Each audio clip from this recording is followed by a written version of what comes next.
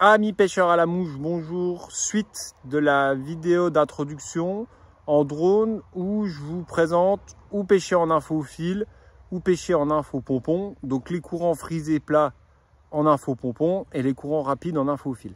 Alors dans cette série de vidéos, vous comprendrez bien en fait qu'à chaque fois le pompon est le pendant de la nymphophile et vice versa. Parce que ça m'a pris 20 ans pour réaliser qu'en fait si on fait que de la nymphophile, c'est assez brutal et le pompon est un réel complément.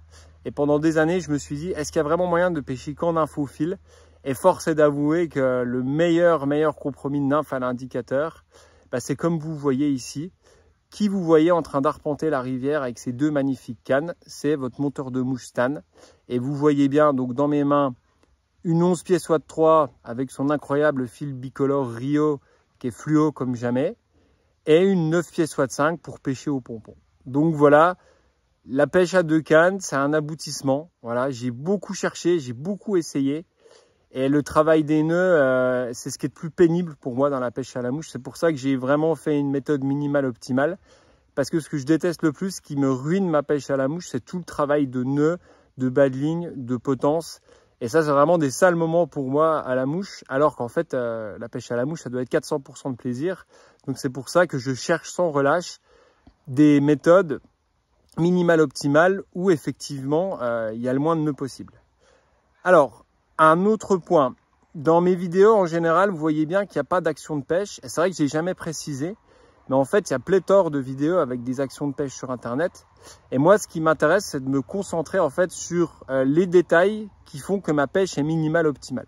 En fait, il n'y a que ça qui m'intéresse. Et c'est pour ça que dans cet épisode, je vais vous présenter en détail un bas de ligne pour pêcher au pompon. Et en fait, je me suis fait connaître parce que je pêche en infophile avec une butée. Et en fait, vous verrez les milliers de vues que ça fait et ça intéresse des milliers de personnes parce qu'en fait, il y a encore des grands guides de pêche sur la Dordogne, par exemple, qui pêchent avec une micro-boucle. Et les gens restent dans des schémas, ne voient pas le minimal optimal en fait. Et alors que c'est dur de faire du minimal optimal. Voilà, moi le bas de ligne que je vais vous présenter là pour pêcher au pompon, ça m'a pris des années pour le mettre au point. J'ai essayé des yo-yo, j'ai essayé des yarns, j'ai essayé des tabanas avec anneaux. Mais à chaque fois que je vous présente la substance de la chose minimale optimale, en fait c'est super complexe de minimaliser les choses.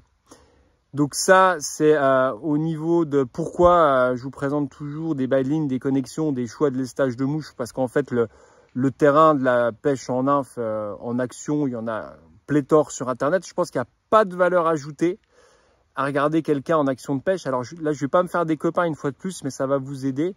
Il n'y a pas de valeur ajoutée à regarder quelqu'un qui pêche. La vraie valeur ajoutée, c'est de comprendre ses concepts de pêche. Et c'est totalement différent.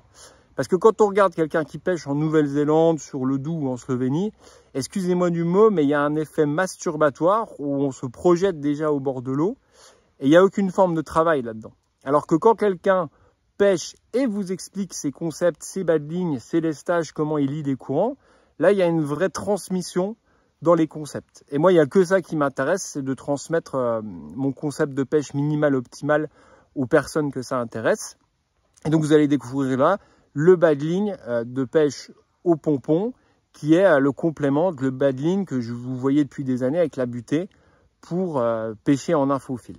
Et maintenant, on va passer donc au bas de ligne pour pêcher au pompon à proprement parler. Et ensuite, on reviendra encore une fois de plus avec des lectures de courant, mais cette fois-ci avec les deux indicateurs. C'est-à-dire qu'on va prendre des courants plats, frisés et bouillonnants, et on va faire passer un indicateur de nymphophile et un pompon pour que vous compreniez vraiment dans quelle situation on va pêcher au fil et quelle situation pêcher au pompon. Comme ça, vous aurez une vue parfaite de la mécanique de la rivière avec 3 types de courants, 2 types d'indicateurs au fil, au pompon. Et ça y est, vous tenez un concept en main et en multipliant toutes ces données avec le lestage des nymphes, vous prenez du poisson. En fait, c'est juste une équation mathématique du succès, la pêche en nymphe, pas plus que ça. Voilà pour ça. Alors, on y va pour le schéma. Je vous présente déjà le schéma généraliste avec lequel je vais pêcher au pompon et je détaille après. Pour ce qui est du bas de ligne pour pêcher au pompon, déjà j'utilise des bas de ligne sans nœud d'une longueur de 9 pieds. Voilà, c'est toujours très simple. Je pars avec une canne de 9 pieds, donc j'utilise un bas de ligne sans nœud d'une longueur de 9 pieds. toujours très logique. Et je vous fais défiler ici toutes les marques de bas de ligne sans nœud que vous pouvez trouver sur le marché. Il y en a des dizaines, ce sont tous les mêmes, plus ou moins à part les Maxima. C'est du nylon dans sa plus simple forme, non coloré, dégressif en queue drap. Donc rien d'extraordinaire parce qu'on est dans le monde de la pêche à l'indicateur. Notez bien ça, on n'est pas dans le monde de la pêche à vue. Là, il y a vraiment des spécialistes et il faut, avec des bas de ligne à nœud, avec une élasticité, ça c'est pour la pêche à vue et c'est très important. Mais dans la pêche à l'indicateur, au pompon, on est sur des pêches de prospection. Donc un bas de ligne sans nœud vous évitera beaucoup d'emmêlage. Si vous commencez à pêcher avec des bas de ligne à nœud au pompon, franchement, c'est antinomique parce que il y a vraiment moyen de faire des sacs de nœuds quand on fouette mal au pompon. Donc évitez-vous des nœuds sur la ligne et ce sera déjà une bonne étape. On voit sur le schéma bas de ligne dégressif classique, longueur 9 pieds. Et attention, premier élément extrêmement important, la pointe en environ 22 centièmes. On va dire entre 20 et 24 centièmes à peu près sur la pointe de mon bas de ligne, où je fais, vous l'avez deviné, tada, une butée. Et de cette butée, tout va partir. L'après-pointe et la pointe. Alors, point que j'ai oublié de vous préciser, la connexion soit bas de ligne, c'est une connexion très haut de gamme, assez dure à faire, un peu luxueuse. C'est avec une aiguille cramée. Pour moi, c'est la meilleure connexion soit bas de ligne qui existe. En faisant une petite butée une fois de plus, vous allez me dire, je suis vraiment buté parce que j'utilise des butées partout. Une petite butée sur le nylon qui vient se loger parfaitement dans la soie. Explication en lien dans vidéo sur comment faire le raccord soie bas de ligne. Voilà, pas de grainerie, pas de gros nœuds. Vous pouvez vraiment perdre des poissons. C'est vraiment très pénible quand on a ce raccord qui bloque dans la canne. Donc je vous conseille fortement ce raccord soie bas de ligne. Regardez la vidéo en dessous, il y a 10 ans j'avais fait une vidéo qui explique ça, c'est un truc de base. Voilà, donc sur le schéma, on a notre corde de ligne sans nœud, talon à peu près en 45 centièmes à peu près, et pointe du bas de ligne en 20 à 24 centièmes. Je dirais à 22 centièmes c'est l'optimal, vous cherchez ça. Voilà, ça se trouve facilement sur internet ces bas de ligne. Donc parfait, sans nœud, un bas de ligne dégressif pur de la longueur d'une canne. Ensuite, attention à ne pas confondre la pointe et la pré-pointe. La pré-pointe, ça va être l'endroit où on va attacher donc le pompon qui flotte. Et la pointe, ça va être où on va attacher la nymphe. On va parler pour le moment que de pêche à une seule nymphe, parce qu'après c'est très compliqué à deux nymphes. C'est possible, mais on reste là-dessus. Donc sur le schéma, on revient sur notre schéma. Vous voyez donc le bas de ligne sans nœud avec une butée. Et moi, je pars sur une méthode verrouillée de pêche au pompon avec une pointe qui est dans tous les cas en 18 centièmes. Voilà. C'est la robustesse qui me plaît pour ne pas avoir une pointe qui casse tout le temps. C'est pas trop visible dans les courants. C'est pas trop fragile. Enfin, c'est un bon ratio, je trouve, le 18 centièmes sur lequel je place ma mouche indicateur. Et en fait, écoutez bien, je vais fixer ensuite le pompon sur ma pré-pointe. Et je vous montre ici en vidéo comment je fixe le pompon. Donc vous faites simplement 2 et 2. Donc 2 tours et 2 tours pour verrouiller. C'est extrêmement simple comme je vous montre ici en vidéo. 2 nœuds de blocage les plus simples du monde et 2 nœuds de blocage pour bloquer.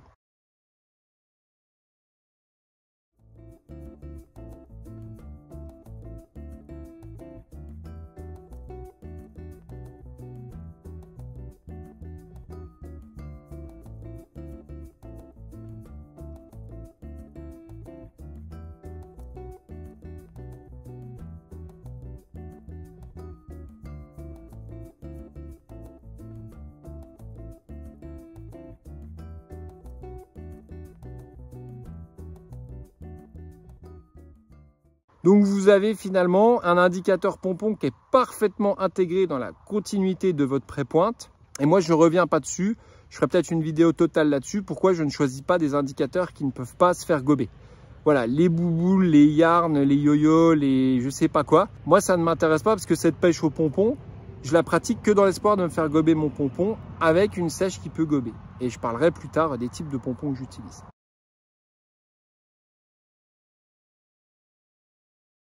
Donc on continue le schéma, vous avez compris comment on attache le pompon. Donc vous avez mis votre pré-pointe attachée à la butée avec un nœud de butée.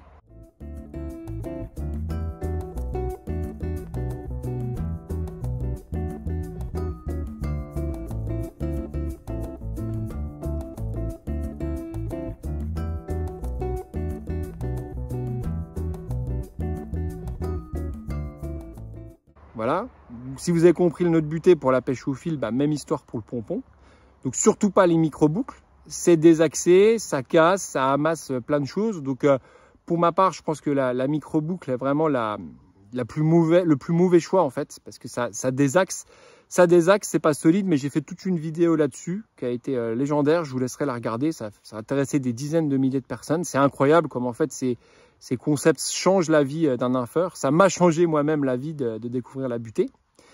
Donc voilà, on a notre pompon qui est fixé sur notre pré-pointe, qui va rester en fait toute la partie de pêche. Et après, oh magie, votre pré-pointe va... attendez, je vous mets un peu plus de rivière. Votre pré-pointe va rester tout le long de la partie de pêche avec une possibilité de connexion derrière le pompon. Et vous allez deviner ce que je vais mettre en connexion derrière le pompon. Et bien encore une butée. Mais c'est la seule butée que vous allez un peu jauger en partie de pêche pour changer le lestage et la hauteur d'eau du pompon. Donc vous vous retrouvez sur le schéma avec votre superbe raccord soie bas de ligne, votre bas de ligne dégressif de 9 pieds sans aucun nœud, une butée sur ce bas de ligne, une pré-pointe en 18 centièmes d'environ 1 mètre, c'est ce que je mets en général, donc c'est la longueur de canne plus 1 mètre, arrive le pompon, et ensuite une connexion rapide butée qui va laisser place au choix des lestages et à la profondeur d'eau. Alors je vous arrête tout de suite parce que la grande question c'est: mais Stan, mais quelle profondeur d'eau vas-tu nous mettre en dessous de ton pompon? C'est la question qui vous occupe le soir quand vous dormez à 2 h du matin. Vous vous demandez: mais quelle profondeur d'eau je vais mettre derrière mon pompon? C'est la seule question qui compte.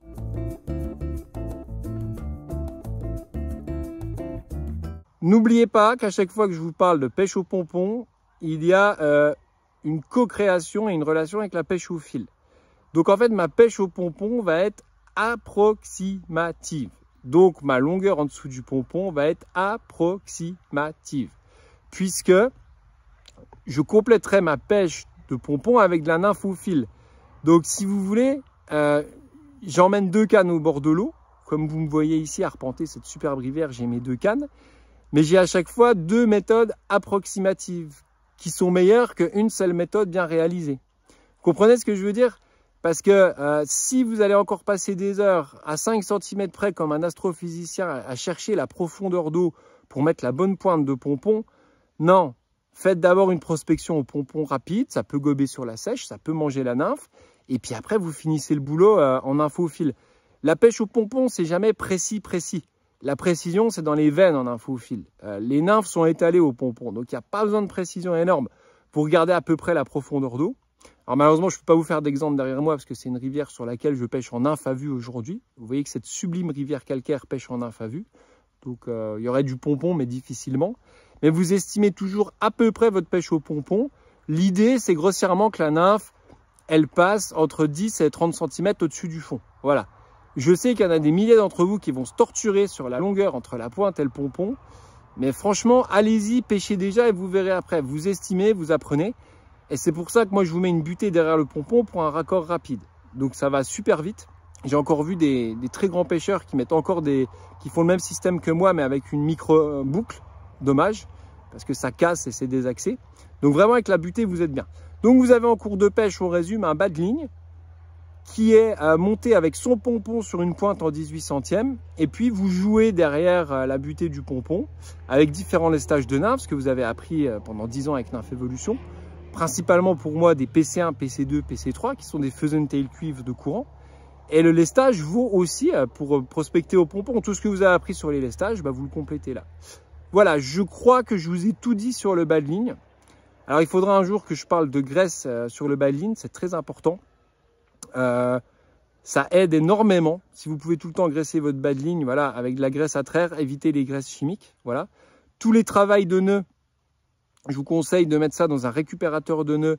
Il y a notamment un Français qui s'appelle Serge Marty qui fait des super trucs. Donc c'est quand même super bien parce que là, il y a du travail de nœuds sur le pompon. Et voilà, donc vous avez dans la méthode Nymph Evolution ce bas de ligne que vous revoyez ici en total pour pêcher au pompon. Et puis, je suis sympa, je vous ai refait le schéma du bas de ligne pour pêcher en nymphe au grand fil, qui est en fait simplement un énorme fil bicolore de 20 mètres dans votre moulinet avec une butée. Voilà. Alors avec ces 2 bas de ligne là, si vous potassez ça bien et que vous pêchez avec une collection de nymphes équilibrée et que vous faites minimal optimal, ce que je vous répète depuis 10 ans, approche, lestage, dérive, Alors là, si vous mixez pompon et nymphophile avec 2 cannes, franchement, vous allez vraiment ramasser un max de poissons. Et puis, vous savez bien que la collection Nymphévolution, elle est transversale et elle va pêcher sur toutes ces méthodes. Et on va maintenant passer à la partie sur l'analyse des indicateurs en cours de pêche. À tout de suite.